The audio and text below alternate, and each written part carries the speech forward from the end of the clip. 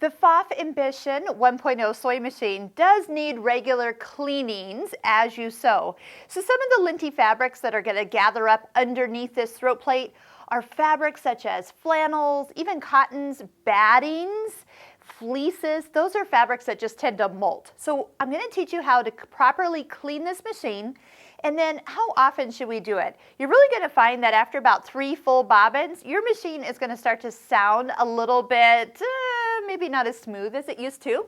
So what I want you to do is start off by taking out the bobbin. And if you'd like, go ahead and remove the needle. And that's just more for a safety thing. Plus, if you haven't actually changed your needle lately, by taking it out, that means you'll put a new one in. Promise me? All right, I'm going to disengage the dual feed and take off the presser foot.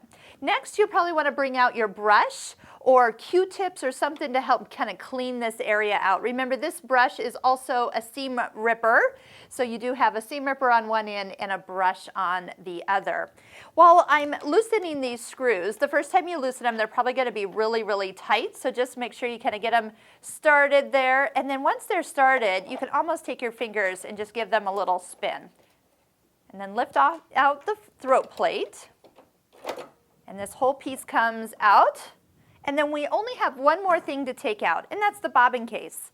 Now at this point, if there's lint, it's going to start to gather up kind of in this little hook area in the basket. And you do want to get that all brushed out and cleaned out. Some brushes go quicker than others. This is one of my favorites, just a big fluffy brush that sewing machine stores usually carry. Those are awesome.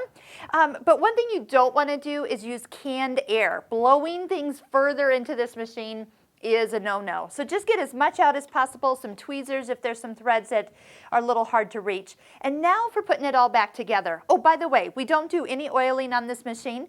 It is just easy to just clean out and then have your sewing machine repair person service the whole machine on an annual basis. Trust me, it is worth it.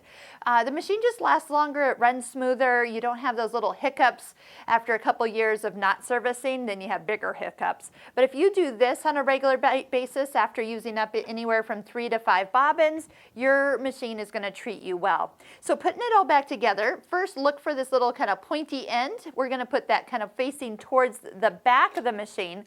But the key is right here. So see this little kind of nub here? It's bouncing up against this spring. Just make sure it's sitting right there and up against it. It's not over the top of it or twisted over past it. So once it's in there, it has a little bit of jiggle, but then the throat plate comes directly on top. Your screws go in next. So it's really easy to get in and out of here for servicing. You don't have to do too much, but once you get these screws started, then you can tighten them up with a screwdriver. Most of the time I don't tighten them up a whole lot, just enough so things don't wiggle loose as I am doing it. So I mentioned about putting some new needles in, so anytime you kind of take the time to clean it, why don't you put a new needle in?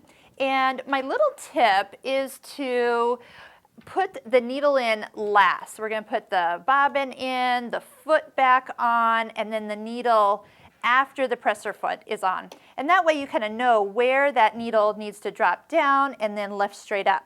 The last thing is to use the needle threader, even if you're not used to using it. The reason for it is the needle threader will tell us if we've put our needle all the way up to the highest position. So if you didn't put that needle up all the way as far as it needs to go, the needle threader and hole of the needle will not line up. And that would be clue number 1 to check something before you started to sew and mess something up even worse. So use your needle threader after you clean it and after you put a new needle in. And then we're just going to go ahead and sew on the machine and make sure everything is running smoothly after we put it all back together.